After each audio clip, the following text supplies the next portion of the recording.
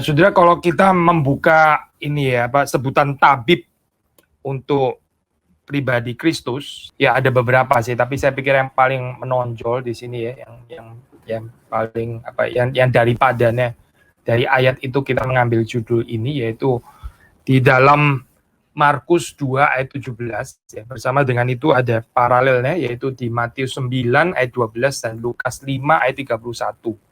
Jadi ini kan Injil sinoptik ya, saya di dalam Injil sinoptik ini kita membaca cerita yang sama itu di sini dihadirkan 3 kali di dalam 3 perspektif, dan kita coba melihat di dalam 3 perspektif ini ya.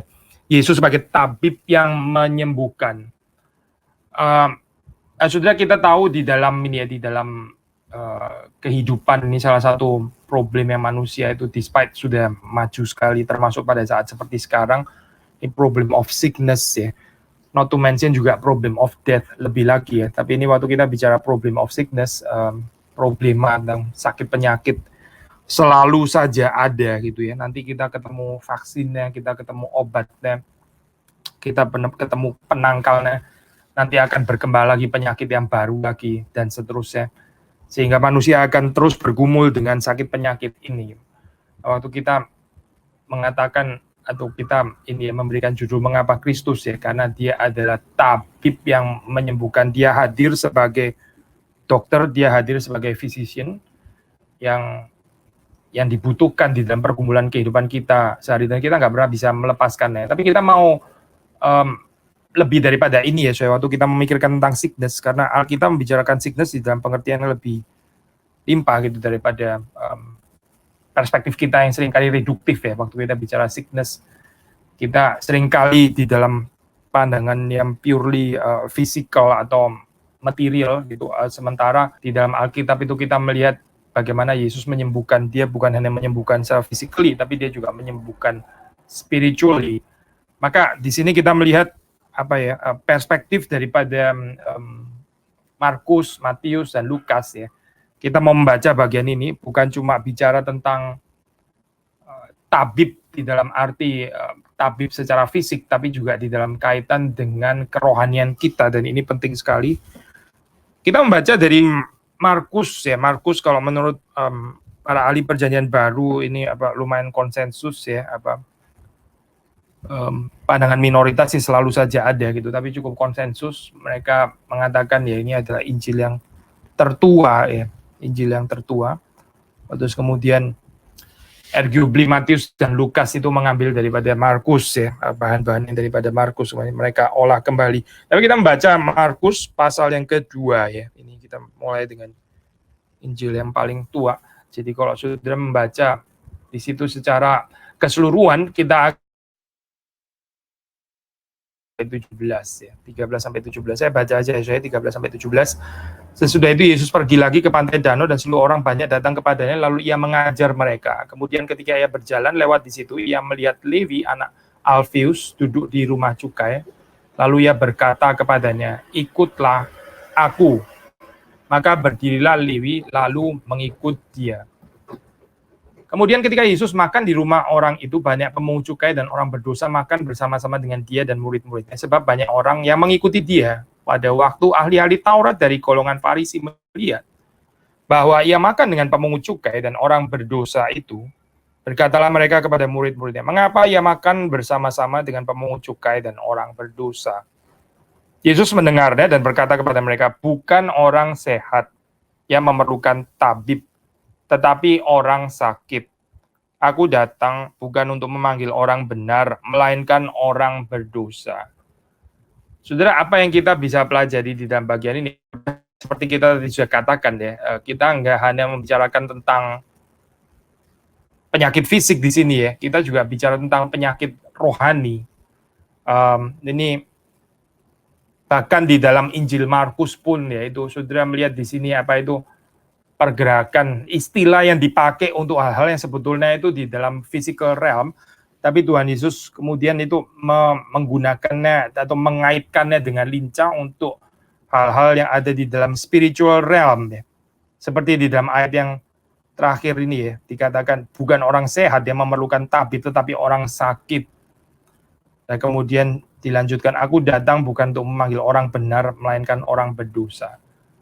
Apa sih yang kita bisa pelajari dalam hal ini ya, tentang sakit penyakit termasuk juga kesehatan deh. Di sini malah kesehatan yang jadi negatif itu. Bukan orang sehat yang memerlukan tabib, tetapi orang sakit. Terus kemudian ini dikaitkan dengan orang yang merasa dirinya benar. Saudara, waktu kita merenungkan bagian ini ya, kesehatan itu bisa membawa orang di dalam satu sikap yang self-reliance, yang nggak bergantung pada Tuhan ya, yang merasa dirinya ya sehat, ya, dia sehat, padahal di dunia ini siapa sih yang betul-betul sehat? Ada pandangan ekstrim ya, memang kayaknya sih pandangan ekstrim. Itu apa, di dalam dunia kedokteran orang mengatakan itu setelah bayi lahir itu sudah membawa benih yang akan mati sebetulnya ya. Wah, ini ekstrim sekali ya, Pak. Bayi lagi lucu-lucunya, kita sudah mempersiapkan dia ya untuk masuk ke dalam kematian gitu. Siapapun, memang orang lain-lain, ada yang umurnya panjang, ada yang umurnya pendek dan seterusnya gitu ya. Tapi pandangan ini mengatakan bayi itu begitu dia lahir itu sudah membawa benih kematian dan dia akan menuju kepada kematian. Ya ada benarnya pasti gitu ya. Tapi mungkin biasanya orang mengatakan baru umur 40 kali ya, orang ngomong sampai umur 40 sampai 40 gitu terus mulai decline gitu. Saya nggak tahu lah ini ya, saya nggak belajar kedokteran. Tapi katanya orang mulai umur 40, nah setelah itu mulai apa ini onderdilnya satu persatu rusak gitu ya. Poinnya adalah begini sih, di dalam dunia yang sudah jatuh ini ya, nggak ada orang yang imun terhadap sakit penyakit gitu. Bahkan orang yang merasa dirinya sehat pun sebetulnya di dalamnya mungkin ada penyakit tapi dia nggak menyadarinya gitu.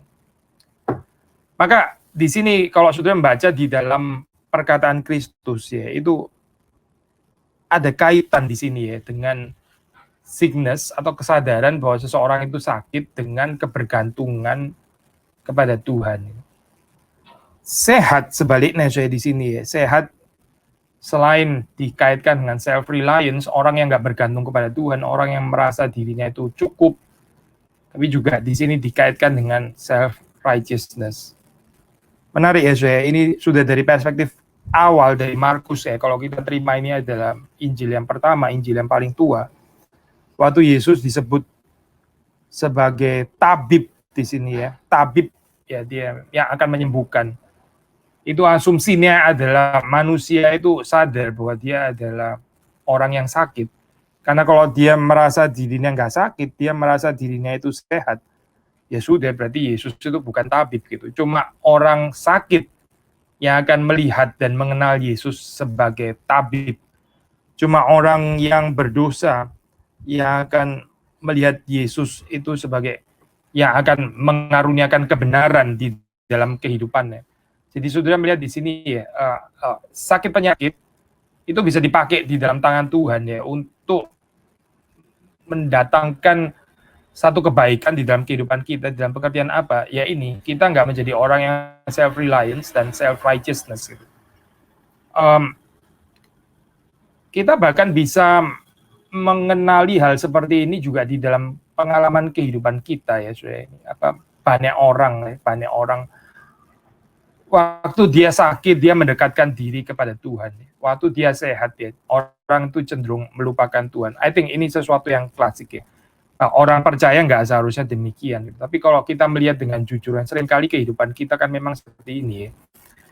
Waktu seseorang itu sehat, waktu seseorang itu di dalam keadaan yang baik, ya, hidupnya itu ada kecenderungan jadi self-righteous. Gitu.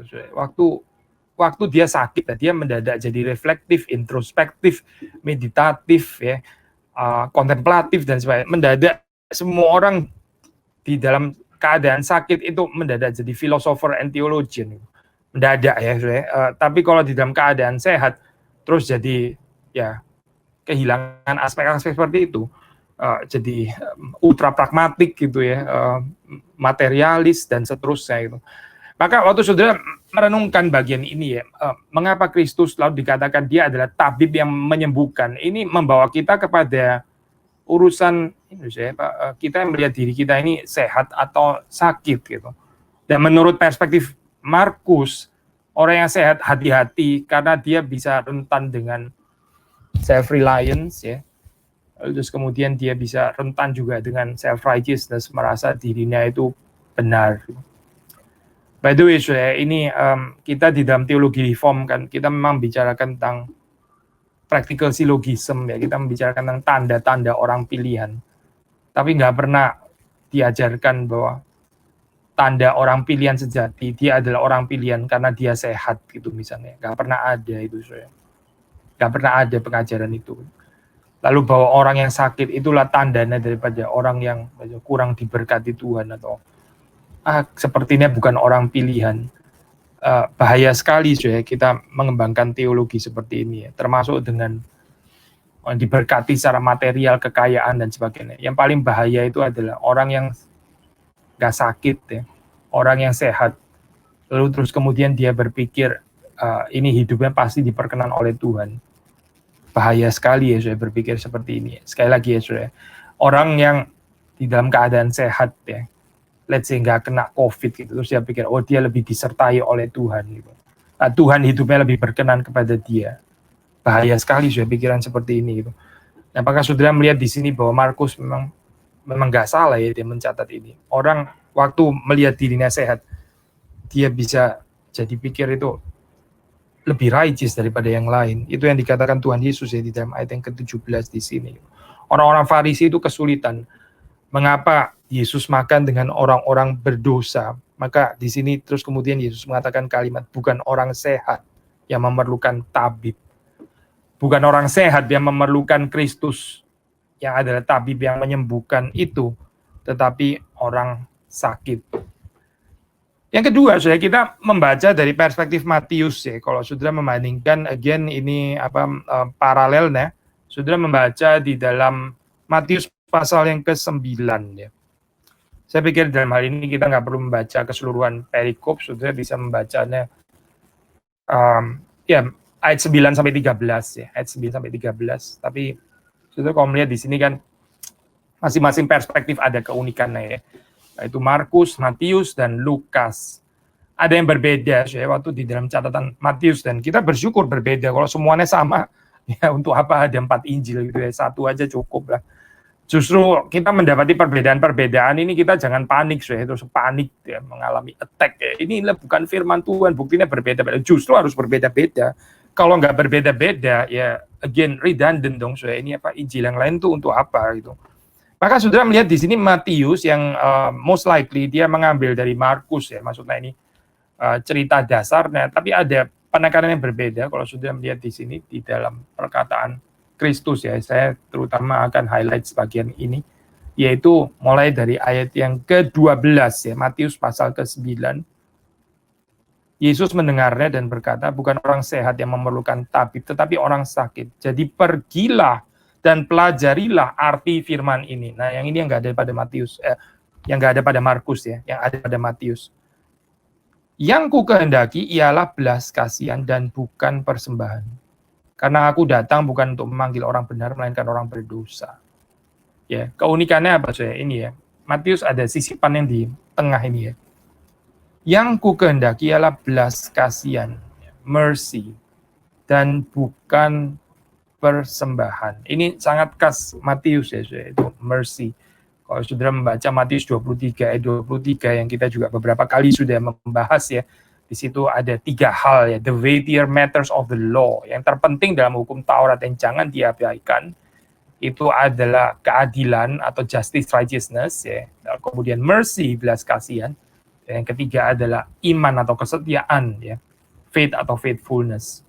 Nah, saudara melihat di sini di dalam profil teologi Matius itu ditekankan di sini ya, bahwa Tuhan itu menghendaki belas kasihan. Diri orang-orang Farisi ini ya, yang mereka menjadi terganggu ya. Kok Yesus makan dengan orang-orang sakit seperti ini ya, orang-orang pesakitan. Kenapa Yesus makan dengan orang-orang seperti ini? Yang missing di dalam hal ini itu adalah apa saya? Ya ini, belas kasihan. Kenapa orang nggak bisa berbelas kasihan? Karena dia sendiri juga nggak mengenal apa itu belas kasihan. Belas kasihan itu cuma untuk orang-orang gagal, cuma untuk orang-orang sakit, cuma untuk orang-orang yang berdosa. Orang yang di dalam kehidupannya dia rasa dia ini selalu bisa, selalu mampu, bertalenta, bisa apapun yang dia mau kerjakan dia selalu bisa, nggak ada yang dia nggak bisa. Susah sekali tuh saya mengerti belas kasihan gitu. Bagaimana dia bisa mengerti belas kasihan? Orang dia sendiri juga nggak merasa ada belas kasihan Tuhan di dalam kehidupannya. Maka saudara melihat di sini ya ada kemiripan juga dengan Markus ya. Orang yang sehat ya. Sehat. Bukan nggak mungkin memang ya, seperti Lukas juga mengatakan, bukan nggak mungkin orang kaya itu masuk ke dalam kerajaan sorga, tapi humanly speaking ya, itu sulit ya, boleh dikatakan impossible, tapi nothing is impossible untuk Tuhan gitu kan. Di sini juga kita bisa mengatakan hal yang sama ya, maksudnya orang yang di dalam kehidupannya itu merasa dirinya itu sehat ya, itu sulit saya mengerti belas kasihan. Cuma orang yang sakit itu saya lebih kalau dia nggak sombong ya, kalau dia rendah hati tentunya gitu, kalau dia belajar lemah lembut di dalam keadaan seperti itu, dia lebih reseptif ya, dia lebih appreciative ya terhadap belas kasihan yang dia akan terima. Dan orang yang menerima belas kasihan itu di dalam kehidupan yang menjadi orang yang bisa berbelas kasihan. The fact bahwa orang-orang Farisi ini nggak bisa berbelas kasihan kepada tax collectors, itu berarti di dalam kehidupan mereka melihat kerohanian kesalehan mereka itu adalah sesuatu yang mereka achieve, gitu. Bukan sesuatu yang mereka dapat dari belas kasihan Tuhan. Mereka melihat kehidupan mereka, kerohanian mereka, spiritualitas mereka, itu adalah sesuatu yang mereka garap sendiri, something that they achieve gitu, dalam hal ini ya. Maka kategori belas kasihan ya sulit saya dimengerti. Gitu. Nah, orang yang nggak mengerti belas kasihan, yang nggak menerima belas kasihan, mana dia bisa berbelas kasihan kepada orang lain? Sudah ini sama seperti yang nggak mengerti cinta kasih Tuhan, ya sulit untuk mengasihi sesama dengan cinta kasihan dari Tuhan. Itu orang dia sendiri nggak pernah mengerti cinta kasih Tuhan itu apa dan bagaimana. Maka di sini sudah melihat dari perspektif Matius ya, apa sih kaitannya saya di sini ya? Ini profil yang sangat khusus ini ya. Bukan persembahan, tetapi mercy. I desire mercy, not sacrifice. Kaitannya saya dengan kesehatan ya, perhatikan ya kaitannya dengan kesehatan. Hati-hati saya kalau kita sehat, kalau terus kemudian karena di dalam perasaan kita yang kita merasa diri sehat, padahal kita sebetulnya juga adalah orang-orang yang ada penyakitnya gitu, tapi kita lebih berpikir kita sehat. Nah, akhirnya terus kemudian kita kehilangan belas kasihan ini. Kita hidup di dalam satu dunia yang kejam ya, saya. Di dalam dunia yang highly kompetitif, di dalam dunia yang orang itu berlomba-lomba untuk menang, ya. Lalu terus kemudian kalau ada orang jatuh, sakit dan sebagainya, ya sudahlah, ini pesaing kurang satu gitu misalnya ya. Inilah dunia yang saudara dan saya itu hidup gitu. Tapi komunitas Kristen ya, kita yang percaya kepada Yesus Kristus, kita mesti mengerti apa artinya itu mercy. Banyak orang di dalam kehidupan ini ya, saya beragama itu jiwanya itu skizofrenik. Jadi seperti kayak ada diakoniannya, ya bisa terus kemudian seolah-olah menjalankan belas kasihan, menolong orang miskin, ya, atau mendirikan tempat beribadah dan sebagainya. Tapi di dalam bisnisnya saya nggak kenal belas kasihan. Di dalam kehidupan bisnis saya itu yang ada adalah orang lain yang dikorbankan. Lalu dia pikir dengan diakonia yang dia kerjakan, terus kemudian itu bisa menjadi kompensasi gitu ya, menyelesaikan guilty feeling-nya. Orang seperti itu nggak akan bebas daripada penghakiman Tuhan, saya tidak akan bebas gitu, karena Tuhan itu melihat sampai kepada kedalaman hati. Kita nggak bisa saya di dalam satu aspek kehidupan kita merciless, kita kejam, terus kemudian kita mengompensasinya. Tapi saya dengan keluarga lemah lembut loh. Tapi saya dengan gereja ini full of mercy gitu misalnya ya. Tuhan nggak akan melihat seperti itu saya. Ini the weightier matters of the law ini ya. Tuhan menghendakinya di dalam keseluruhan kehidupan kita gitu. Mercy termasuk ujian mercy itu paling di mana sih saya yang kita seringkali gagal ya. Ya ini saya kepada orang-orang yang katakanlah dianggap kaum yang lemah itu ya, yang mungkin kita nggak ada perlunya dengan mereka gitu. Tapi kita bisa tetap merciful terhadap mereka ya, bukan orang yang kepadanya kita berutang budi, bukan gitu. Tapi orang yang ya mungkin nggak akan pernah bisa balas ya seumur hidup ya, nggak pernah bisa balas kebaikan kita gitu. Apa urusannya sini ya orang-orang Farisi tentang tax collectors ini ya? Kenapa orang Farisi mesti berbelas kasihan kepada tax collectors? Tapi Yesus berbelas kasihan kepada mereka. Yesus nggak memerlukan mereka. Yesus bukan ada perlunya dengan tax collectors ini ya. Dia bukan mau diurusin pajak kayak gitu setelah dia berbelas kasihan kepada mereka. Tidak. Yesus sincerely berbelas kasihan kepada mereka. Nah ini sudah kekristenan itu adalah kepercayaan belas kasihan ya. Kalau kita nggak mengerti bagian ini, kita nggak mengenal Tuhan kita sebetulnya. Dan bagian ini sudah dikaitkan dengan urusan sehat dan sakit ya, sehat dan sakit. Memang nggak ada sudah di dalam Alkitab dikatakan berbahagialah mereka yang sakit. Nggak ada sih memang. Yang ada kan berbahagialah mereka yang miskin itu ada gitu. Berbahagialah mereka yang berduka cita ya. Berbahagialah mereka yang sakit itu nggak ada ya. Memang betul nggak ada gitu. Tapi hati-hati sudah dengan bahaya merasa diri sehat ya. Karena kita bisa nggak mengerti apa itu artinya belas kasihan. Ini kalau menurut perspektif Matius ya.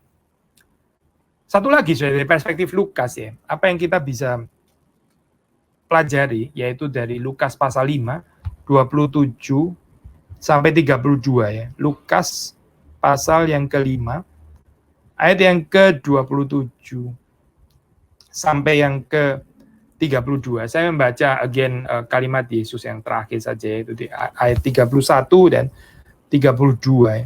Lalu jawab Yesus kepada mereka katanya, bukan orang sehat yang memerlukan tabib, tetapi orang sakit. Sama ya ini ya, Markus, Matius, Lukas sama. Lalu kemudian 32, aku datang bukan untuk memanggil orang benar, tetapi orang berdosa, supaya mereka bertobat. Nah ini kas Lukas yang terakhir ini ya. I have come to call not the righteous but sinners to repentance, supaya mereka bertobat. Yesus memanggil orang yang sakit ini ya, orang yang berdosa ini dipanggil kepada pertobatan. Ya, saudara melihat di sini kas ya ini ya, ini bicara profil teologi Lukas ya, sangat menekankan pertobatan. Sudah dari khotbahnya Yohanes Pembaptis ya, kalau saudara membaca di situ kan, bertobatlah ya, itu berita daripada Yohanes Pembaptis itu adalah tentang pertobatan. Demikian juga Yesus juga menyerukan pertobatan. Dan di sini juga Lukas kembali mencatat ya, ini orang berdosa, orang sakit itu dipanggil untuk mengalami kesembuhan ya, kesembuhan di dalam jiwanya, pertobatan. Bukan hanya sekedar diterima, sudah diterima terus kemudian nggak ada transformasi, tapi ini bicara tentang pertobatan yang real ya. Saya lupa ya, ada satu teolog mengatakan, nggak salah Tim Keller ya mungkin ya, dia bilang kalimat seperti ini. Kita seringkali salah pakai istilah ini ya Pak, itu Tuhan mengasihi saya just as I am gitu ya, just as I am. Tuhan itu mengasihi saya sebagaimana saya adanya begitu ya. Oke lah, saya memang kita mengerti maksudnya kalimat itu apa gitu ya, ada certain kebenarannya. Tapi again kalau nggak salah Keller ya atau siapa ini teolog itu mengatakan, pengkhotbah itu mengatakan, ini sebetulnya kalimat yang rada keliru gitu. Sebetulnya bukan just as I am, tapi despite ya, despite. Meskipun keadaan saya itu berdosa. Maksudnya apa? Apa sih bedanya gitu ya? Kenapa jadi berbeda dengan kalimat despite atau meskipun? Maksudnya Tuhan memang menerima kita di dalam keadaan seperti itu betul ya. Tapi dia tidak menghendaki kita untuk terus-menerus berada dalam keadaan seperti itu. Itu namanya meskipun gitu. Ya, kalau kita punya anak ya, mungkin dia lagi main itu apa, terus kotor sekali gitu ya, kotor dia main apa, terus kemudian masuk ke rumah bau luar biasa dan sebagainya. Kita mengatakan ya, meskipun kamu bau ya, itu jorok seperti ini ya, saya tetap bisa peluk kamu, kita orang tuanya gitu. Tapi kita setelah itu mandiin dia dong pasti ya. Kita nggak bisa bilang just as you are gitu ya. Kamu bau seperti ini, ada banyak tai di sekeliling badanmu, gak apa-apa, just as you are, saya terima. Kamu nanti tidur kayak begitu di sebelah saya juga gak apa-apa juga. Kayaknya enggak sih, saya bukan begitu. Jadi kita menerima mengasihi dia despite keadaan seperti itu karena apa sih? Karena kita tahu kita memastikan kita akan mengubah dia gitu. Nah, itu yang dimaksud dengan repentance ya, repentance. Dan kalau sudah membaca di dalam Injil Lukas, saudara akan mendapati di situ ya, pertobatan Sakius misalnya ya. Selalu ada efek konkret. Apa artinya repentance itu? Sakius setelah dia bertobat ya, ada dampak sudah di dalam repentance, dan ini bicara tentang deeds ya, yang sangat konkret ya, bukan cuma repentance di dalam hati gitu ya, hanya saya dan Tuhan yang tahu, tapi semuanya nggak ada yang tahu gitu. Itu kayak bukan ajarannya Alkitab, saya bukan. Gitu. Saya kemarin baru membahas ini saya di dalam khotbah di Kelapa Gading ya, nih khotbah minggu kita khotbah tentang Yohanes ya, di situ bicara tentang kebenaran itu juga nyata ya, ternyata benar. Firman itu ternyata benar juga di dalam kita ya. Itu bahasa aslinya pakai aletes, bisa diterjemahkan kalau menurut Colin Kruse, truly express, truly express, benar-benar dinyatakan gitu. Nggak semua orang itu temperamennya ekspresif lah ya, orang oke lah, orang temperamennya memang lain-lain gitu, ada yang romantis, ada yang kelewat romantis, ada yang kayaknya kok agak sedikit apa ya ini ya, kurang ekspresif gitu misalnya ya, atau ekspresinya selalu terlambat gitu. Tapi kalau kita kembali kepada Alkitab yang disebut kasih itu selalu ada ekspresinya. Kita nggak bicara aliran ekspresionisme, tidak, tapi kita bicara maaf, kita bicara kasih itu selalu terekspresikan di dalam kehidupan ini. Ada tindakan konkret ya kalau orang mengasihi, karena yang di dalam itu terpancar keluar. Kalau nggak terpancar keluar, jangan-jangan nggak pernah ada yang di dalam. Maka saudara melihat di sini ya, profil daripada teologi Lukas, waktu dia membicarakan tentang sakit ya, sakit penyakit. Yesus itu adalah tabib yang menyembuhkan. Artinya apa sih? Orang yang sakit itu disembuhkan.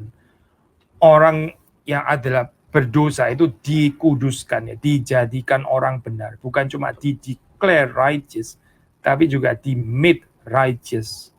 Sekali lagi ya, saya bukan cuma di-declare, diumumkan righteous ya, forensic doctrine of justification, tapi juga di-made, dijadikan benar. Ini narasi sanctification, narasi pengudusan. Dan Lukas khususnya saya sangat menekankan bagian ini ya. I have come to call not the righteous but sinners to repentance. Jadi Tuhan bukan menyembuhkan apa ya, Tuhan ya namanya menyembuhkan pasti bukan status quo ya. Maksudnya Tuhan bukan menerima orang-orang sakit, orang berdosa, tapi dia menyembuhkan. Dia membenarkan, dia membuat seseorang yang berdosa itu menjadi benar. Sekali lagi, lihatlah kehidupan orang-orang yang dicatat pertobatan ya, di dalam Lukas itu ada perubahan yang nyata sudah di dalam kehidupan mereka. Ini bukan cuma di-declare righteous saja gitu ya, tapi benar-benar di-made righteous, itu jelas di dalam Lukas ya. Nah, saudara kalau menyelidiki lebih jauh kan, misalnya whereas Paulus kalau bicara dia banyak menggunakan sin di dalam pengertian ini ya.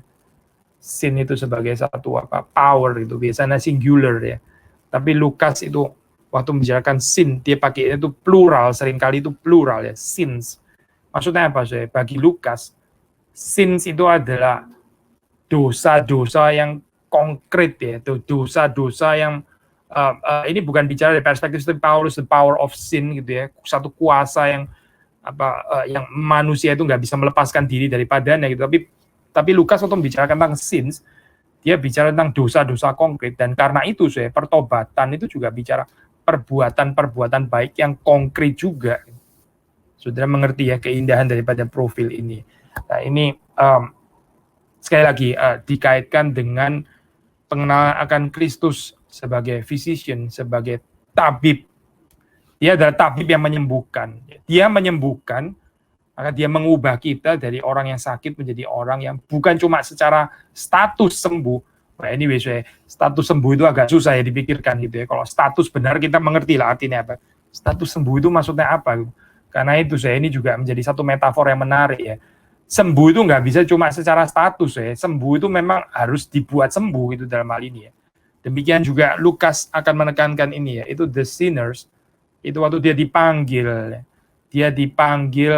kepada pertobatan, dan pertobatan yang nyata, pertobatan yang konkret ya. Jadi memang betul ya, kita ini diterima bukan just as I am saja, tapi despite keadaan kita ya, despite keadaan kita seperti itu, Tuhan menerima kita dan Dia akan mengubahkan kita. Nah, so ini adalah apa ya, 3 perspektif dari Markus, dari Matius, dari Lukas. Kalau sudah melihat di situ ada masing-masing ada keindahannya. Dasarnya memang adalah Markus dalam hal ini ya. Again, kalau boleh sedikit disimpulkan, hati-hati dengan health, ada bahaya self-reliance, self-righteousness. Lalu terus kemudian Matius menambahkan ya, Tuhan itu menghendaki mercy, belas kasihan. Dan kemudian Lukas menambahkan pentingnya repentance atau pertobatan. Sebagaimana sih kita ini ya Pak menghadapi sickness ini, karena di dalam kehidupan kita ya ini apa ya, di satu sisi ada model teologi yang ya, karena Yesus itu adalah tabib yang menyembuhkan, maka semua sakit itu kita bisa doakan di dalam nama Yesus harusnya sembuh gitu ya. Ini satu sisi. Di sisi yang lain seperti kayak ada kelompok yang takut-takut meminta kesembuhan bagi apa ya, meminta kesembuhan seseorang gitu ya. Mungkin atas nama kedaulatan Tuhan atau apa, dan doanya itu sangat hati-hati gitu ya, super hati-hati gitu. Seperti kayak mesti theological correct. Tuhan ya, kalau Engkau menghendaki orang ini sembuh ya biarlah dia sembuh. Kalau Tuhan nggak menghendaki ya biarlah dia yang nggak sembuh juga nggak apa-apa, karena itu pasti ada maksud baik Tuhan. Karena ini doa kayak begini ini sebetulnya karena kita itu betul-betul mengenal Tuhan berdaulat, atau karena kita takut ntar kita sudah minta sembuh ternyata nggak sembuh, pamor saya rusak gitu. Yang mana sih sebetulnya ini, saya pikir kita mesti jujur ya dalam hal ini. Doa yang seperti itu betul-betul karena kita tuh memang menghargai kedaulatan Tuhan, kita tahu Dia berdaulat, atau kita ini mempertaruhkan muka kita gitu ya. Kalau pendeta sudah minta Tuhan menyembuhkan, ternyata nggak sembuh, waduh bisa kacau ini ya, apa pelayanan saya berikutnya gitu. Kalau kayak begini sebetulnya ini bukan tentang kedaulatan Tuhan ya, ini tentang muka saudara dan saya gitu. Jadi sebetulnya bagaimana sih saya berdoa sama orang sakit gitu ya. Kalau kita melihat Paulus ya, dia ya memang ini nggak tentu penyakit ya, itu apa akan ada perdebatan juga ya, itu durian di dalam daging itu apa. Tapi let's say ini satu permohonan ya. Paulus itu minta, ya dicatat dia minta duri itu diambil daripadanya. Saudara nggak melihat di situ ya kalimat seperti kayak Tuhan jika Engkau menghendaki duri ini diambil, ya boleh diambil. Tetapi jika Tuhan tidak menghendaki, ya nggak apa-apa juga karena Engkau ada. Enggak, Paulus nggak bicara begitu. Paulus dicatat di situ dia menulis bahwa dia minta bahwa duri itu diambil daripadanya. Ini berarti apa sih? Ada relasi antara bapak dan anak. Bapak dan anak itu dekat dalam relasi seperti itu. Dia boleh minta. Kalau ternyata permintaannya itu nggak sesuai dengan bijaksana bapaknya, ya nggak apa-apa, nanti Tuhan akan mengoreksi dia kan. Tapi ada keberanian saya untuk minta. Ini saya pikir sesuatu yang perlu kita hayati dengan benar ya. Termasuk waktu saudara membaca di dalam Alkitab itu, Paulus itu minta dalam hal ini. Tapi waktu Tuhan menjawab berbeda, nah dia submit. Nah ini saya yang ini adalah iman yang dewasa. Iman yang dewasa itu bukan belum apa-apa sudah nggak berani minta. Itu bukan iman yang dewasa. Itu iman model theologically correct kayak begitu ya. Seperti kayak nggak ada keintiman antara bapak dan anak. Tapi kalau kita melihat di dalam Alkitab ya, dia berani minta dan juga berani menerima jawaban Tuhan. Berani berserah juga setelah itu. Setelah Tuhan menjawab, cukuplah kasih karuniaku. Justru di dalam kelemahanmu lah kuasaku menjadi nyata. Nah Paulus menerima saya. Nah ini iman yang dewasa. Jadi ini ya saya, kita jangan jatuh kepada dua macam ekstrim ini. Satu ekstrim itu mintanya maksa gitu ya. Seperti kayak kalau kita bicara tentang sakit penyakit, Tuhan pasti harus sembuhkan itu. Harus sembuhkan ya. Karena dia adalah tabib yang menyembuhkan, maka harus sembuh gitu misalnya. Ini persoalan. Sisi lainnya model ya, timid, takut-takut, super hati-hati dan sebagainya. Ini juga kayaknya bukan di Alkitab saya. Bukan seperti itu. By the way, saya kalau kita melihat sickness itu bisa mengingatkan kita kepada ini ya, original creation yang pada mulanya itu tidak demikian. Masih ada certain greget saya kalau boleh pakai istilah ini ya, di dalam kita menghadapi sakit penyakit. Kita nggak bisa fatalis dengan sakit penyakit gitu, karena ini bukan di dalam original creation, bukan seperti ini. Coba saudara renungkan kembali ya, waktu Yesus menghadapi kematiannya Lazarus. Ya itu bahasa Indonesia pakai istilah yang sebetulnya tepat juga ya terjemahan ini. Yesus itu hatinya maskul ya, maskul. Maskul itu bukan hanya sedih, tapi juga ada certain kemarahan ya. Ya ada kemarahan. Kemarahannya pasti bukan kemarahan pada Lazarus, kenapa lu kok nggak jaga kesehatan sampai mati kayak begini, atau kepada Maria dan Marta, kok lu nggak pikir saudara lu sampai bisa mati begini. Bukan itu saya. Kemarahannya Yesus itu apa saya? Ini loh, kemarahan dosa ya, setelah masuk di dalam kehidupan manusia itu merusak dengan demikian sampai akhirnya manusia harus mengalami kematian. Ya, Yesus marah saya. Pada mulanya tidak demikian. Nah, waktu kita menghadapi sakit penyakit ya, meskipun ini berbeda dengan kematian ya, memang berbeda. Tapi kita ingat gak ya dengan ciptaan Tuhan yang indah ya, pada mulanya itu tidak demikian. Tapi karena dosa masuk dan bersamaan dengan dosa itu masuklah juga sakit penyakit. Saya bukan mengajarkan orang itu sakit karena dosanya dia ya. Kita bicara pengertian dalam pengertian kosmik di sini, saya.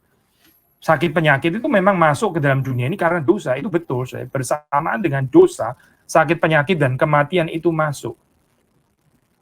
Kita ada perspektif ini, saya, waktu kita melihat sakit penyakit gitu. Ada nggak saya perspektif ini? Atau kita cuma melihat dari perspektif ya kedaulatan Tuhan? Ya boleh juga sih kedaulatan. Memang Tuhan selalu berdaulat termasuk terhadap sakit penyakit kita. Tapi nggak ada greget seperti, nggak ada maskul seperti maskulnya Yesus. Nggak ada saya bagian ini. Seperti kayak dianggap, ya sudahlah di dalam dunia siapa yang nggak sakit gitu. Di dunia ya orang mesti mati. Ya satu persatu juga akhirnya mati juga. Itu bukan sikapnya Yesus ya. Waktu melihat kematian Lazarus bukan itu. Yesus maskul ya hatinya. Yesus melihat ini sebagai bukan sesuatu yang ya sudahlah, memang dunia sudah jatuh dalam dosa, ya normal lah ya begini. Normal lah kamu sakit. Memang siapa yang nggak pernah sakit? Bukan itu, saya bukan. Tetapi dia ada kemaskulan itu ya di dalam hatinya ya, susah diterjemahkan ya. Sedih dan marah ya, kejengkelan itu saya, greget ini mungkin istilah yang paling tepat ya. Mungkin nggak ada ya di kamus besar bahasa Indonesia, tapi ini istilah yang baik ya, greget gitu ya, greget. Sudah ada greget nggak waktu melihat penyakit itu? Bukan cuma penyakitmu, tapi penyakitnya orang lain juga. Apa sih yang menjadi persoalan di dalam sakit penyakit? Ya, selain memang sakit itu, illness, disease, and sickness itu ya memang menghadirkan pain ya. Dan pain itu bukan sesuatu yang enak untuk dinikmati, itu satu hal ya.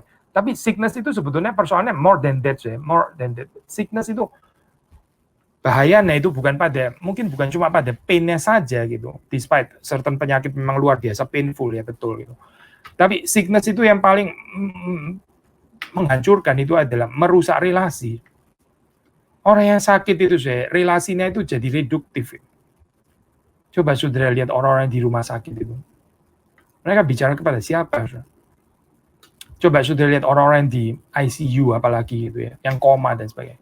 Bukan saja mereka nggak bisa, kita pun juga nggak bisa relasi sama mereka gitu. Nggak ada relasi sudah di situ. Kita juga nggak bisa ajak dia bicara. Dia juga nggak bisa bicara kepada kita ya. Itu salah satu apa ya, bagi saya pribadi lah, at least ya, itu yang selalu menimbulkan kesedihan ya. Waktu kita berkunjung ke tempat orang sakit yang terus kemudian itu dari keluarganya atau apa gitu ya, dia itu mengekspresikan cinta kasih. Tapi dia sendiri dalam keadaan seperti itu, dia sebetulnya ya, dia juga mau mengekspresikan cinta kasih, tapi dia nggak bisa karena dia nggak bisa gerak ya. Dia maunya mungkin ya, mau peluk kembali gitu anggota keluarga, tapi dia nggak bisa melakukan itu. Dan dia cuma bisa apa, Soe? Dia cuma bisa keluar air mata. Waduh, itu pemandangan luar biasa sedih, Soe. Luar biasa sedih ya. Karena relasi kasih itu jadi terhambat ya ekspresinya di situ. Cuma bisa asimetri seperti itu ya. Padahal yang sakit itu bukan nggak mau mengasihi, dia juga masih mengasihi. Tapi dia helpless ya, dia nggak bisa mengekspresikan cinta kasih itu ya. Dia cuma bisa keluar air mata. Dan saudara pernah menyaksikan kan ya, gambaran orang yang sakit seperti ini. Nah ini saya, jadi bukan cuma urusan pain saya. Ya pain itu one thing ya. Sakit, penyakit, dan pain itu one thing lah. Saya nggak mau mengatakan ini nothing, ini something. Apalagi kalau pain-nya itu parah sekali ya. Memang ini bukan sesuatu yang kita bisa bilang apa sih itu ya bukan gitu. Tetapi saudara coba perhatikan ya aspek yang lain, yaitu reduksi relasi itu. Ini menakutkan di dalam sakit penyakit. Dan karena itu kita mesti bergumul melawan sakit penyakit. Yesus adalah tabib yang menyembuhkan. Saudara baca di dalam cerita Injil ya. Setelah orang setelah orang lumpuh disembuhkan ya. Setelah orang kusta ditahirkan. Setelah orang yang bongkok itu ya, yang bungkuk itu ditegakkan. Saudara membaca setelah itu ceritanya berikutnya apa gitu. Selalu ada kaitannya dengan relasi, termasuk juga relasi dengan Tuhan. Relasi dia beribadah kepada Tuhan. Orang yang bongkok misalnya ya, saya sudah pernah khotbahkan ini ya di Injil Lukas. Orang yang bongkok itu nggak bisa melihat yang nggak ada horizonnya. Namanya orang bongkok itu begini gitu kan ya. Yang dilihat itu cuma dirinya sendiri. Tapi waktu dia ditegakkan, dia bisa melihat ada orang lain, ada sesama yang dia bisa kasih, dan ada Tuhan ya, yang dia bisa beribadah kepadanya. Yesus di dalam kitab Injil, waktu dia menyembuhkan, dia bukan cuma menyembuhkan physically, tapi dia juga menyembuhkan spiritually dalam hal ini ya. Menyembuhkan kerohanian, menyembuhkan secara utuh ya. Bukan cuma dari perspektif fisikal saja gitu. Kalau dari fisikal saja, terus kemudian orang itu ya balik lagi dalam keadaan yang sama. Nah ini ya sudah yang kita, dan pandemi banyak orang reflektif, introspektif, kontemplatif, meditatif dan sebagainya. Ya banyak orang di dalam keadaan seperti ini kan ya, mulai merenung gitu. Lama-lama mungkin bisa jadi biasa loh saya. Ya sudah, ini sudah berbulan-bulan. Ngapain saya gini terus, kayak orang gendeng lama-lama gitu ya. Bahaya ya saya, bahaya gitu. Saudara waktu pertama kali sakit gitu ya, wah mungkin shock gitu, terus kita langsung berseru kepada Tuhan.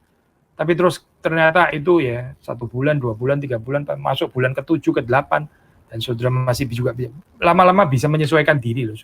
Menyesuaikan diri dalam pengertian apa? Ya sudah, saya terima saja gitu kan ya. Dan ya nggak usah lah sampai dramatis, introspektif gimana gitu ya. Sudah, emang hidup itu begini. Saya rada khawatir ini ya Pak, COVID ya, waktu Tuhan pulihkan. Kita semua mengharapkan pemulihan by the way gitu ya. Waktu Tuhan pulihkan seperti kayak orang, jangankan waktu dipulihkan, mungkin belum pulih pun sekarang orang sudah merasa sudah biasa gitu. Biasa di dalam pengertian negatif maksud saya. Sudah nggak ada apa sih bicara tentang murka Tuhan, bicara tentang penghakiman Tuhan, apalah ya, ini just simply natural happening, sudah begitu saja gitu ya, yang kita mesti hadapi bersama-sama. Gitu. Toh kehidupan juga masih bisa bergulir. Akhirnya kita jadi membiasakan diri dengan keadaan seperti ini ya. Nah ini ini jadi pembentukannya itu seperti kayak gagal lagi gitu ya. Ada orang waktu dia sakit seperti kayak bertobat, seperti kayak mendekatkan diri kepada Tuhan, begitu sembuh dalam keadaan yang baik, balik lagi di dalam kehidupan yang dulu balik lagi ya. Seperti kayak periode waktu dia sakit itu sama sekali nggak mengajar dia apa-apa. Padahal waktu dia sakit dia seperti kayak merenung ya, terus kemudian merenungkan firman Tuhan dan sebagainya, sepertinya gitu. Tapi setelah balik lagi gitu, disembuhkan daripada sakit penyakitnya, setelah dia bebas dan seterusnya, balik lagi di dalam kehidupan yang dulu lagi ya. Kita mesti berhati-hati ya terhadap kecenderungan yang tidak tahu diri seperti ini ya. Kita mesti berhati-hati, kita mesti menjaga sikap hati kita di hadapan Tuhan. Terakhir karena kita mengatakan di sini Tuhan itu jadi di satu sisi tadi kita mengatakan kita mesti berperang melawan sakit penyakit ya. Jangan fatalis gitu ya. Jangan fatalis kelihatan seperti self-surrender padahal nggak mengerti theology of creation. Gitu. Nggak ada kemaskulan di dalam hati seperti Yesus ya. Jadi ini kita sudah bahas ya. Itu di satu sisi. Di sisi yang lain kalau kita melihat memang betul juga waktu kita mengatakan karena Tuhan itu memang mau menyembuhkan bukan hanya dimensi fisik, tapi terutama dimensi spiritual, maka kita melihat di dalam maha bijaksananya yang tidak terselami, di dalam kedaulatannya kita seringkali nggak bisa memahami. Ya. Tuhan juga bahkan bisa pakai sakit penyakit fisik untuk menyembuhkan kita secara spiritual. Sekali lagi, saudara, di dalam hikmatnya yang tidak terselami itu, di dalam kedaulatannya yang kita nggak bisa memahami sepenuhnya, Tuhan bisa pakai physical illness, ya, disease, untuk menyembuhkan kita secara spiritual. Ini mungkin, saudara. Dan saudara nggak usah bingung dengan hal ini, ya, karena ya ini ada di dalam bijaksana Tuhan yang nggak tentu kita mengerti secara sepenuhnya. By the way, saudara, kalau sudah membaca di dalam kitab Ayub, ya, itu Tuhan juga yang mengizinkan ini kan, ya, apa itu, setan untuk mencobai Ayub, dan akhirnya di dalam kehidupan sakit penyakit keterhilangan yang seperti itu gitu, ya. Tapi pada akhirnya Ayub itu dipulihkan, ya. Dipulihkannya itu dalam pengertian apa, saudara? Kalau sudah membaca di dalam kitab Ayub, yaitu dia belajar bagaimana di dalam penderitaan itu tidak menjadikan dirinya itu pusat. Sekali lagi, saudara, pemulihannya itu bukan terutama karena dia dikembalikan beberapa kali lipat gitu, ya. Bukan itu, saudara, utamanya. Itu cuma dessert lah, saudara, bagian itu, ya. Tapi main course-nya itu adalah terutama karena Ayub itu sekarang dia bisa melihat Tuhan bukan cuma dari kata orang, tapi dia sekarang mengenal Tuhan secara pribadi, dan bahwa dia disembuhkan, ya. Dia yang tadinya melihat dirinya itu cenderung menjadi pusat di dalam penderitaan sakit penyakitnya, dia melihat sebetulnya yang pusat itu adalah Tuhan, dan dia itu cuma satu titik kecil saja di dalam alam semesta. Tuhan itu adalah pusat daripada alam semesta, bukan orang yang menderita. Nah, itu dia di situ dia disembuhkan, ya. Tapi saudara, dia disembuhkan juga melalui apa? Melalui sakit penyakit. Saya ingin mengakhiri renungan ini dengan satu kutipan daripada Johannes Calvin, ya. Dan ini kutipan bagaimana Tuhan juga bisa memakai disease untuk menyembuhkan kita. Dalam bahasa Inggris saya kutipannya seperti ini. For we are not all equally afflicted with the same disease or all in need of the same severe cure. This is the reason why we see different persons disciplined with different crosses. The heavenly physician, ya, ini tabib surgawi ini, ya, takes care of the well-being of all his patients. He gives some a milder medicine and purifies others by more shocking treatments. But he omits no one, for the whole world, without exception, is ill. Lalu kemudian dia mencantumkan Ulangan 32 ayat 15. Ya. Jadi sudah melihat di sini, ya, di dalam perspektif Calvin, Tuhan itu bisa pakai disease ini, ya, ini sebagai bentuk disiplin, ya. Salib, ya, yang harus dipikul gitu, dan tabib kita yang maha bijaksana itu, ya, our heavenly physician, itu dia itu betul-betul peduli, dia memelihara, dia mencintai, ya, pasien-pasiennya gitu. Kita semua ini kan sakit, tapi sebagian orang itu dikasih obat yang mild, ya. Sebagian itu disucikan, dibersihkan, dimurnikan, ya, dengan pengobatan yang lebih mengagetkan, gitu. More shocking treatments. Tapi semuanya itu nggak ada yang dilewati itu, karena Tuhan mengasihi kita. Nah, ini yang menarik di sini adalah medicine-nya ini apa, saudara? Dengan apa Tuhan purifies, ya? Kalau sudah baca dalam konteksnya, Tuhan bisa menggunakan justru salah satu medicine-nya itu adalah sakit penyakit gitu. Sakit penyakit fisik itu bisa menjadi medicine untuk kita, ya, yang percaya kepada Tuhan, dipakai oleh Tuhan untuk justru menyembuhkan kita. Nah, maka saudara melihat di sini, ya, ada relativisasi dari physical disease itu, ya, direlativisasi di sini, ya. Karena apa? Ya, karena Tuhan mau mengejar kesembuhan kita itu secara utuh, bukan cuma physical disease saja gitu, tapi secara utuh, ya, spiritually kita itu healed.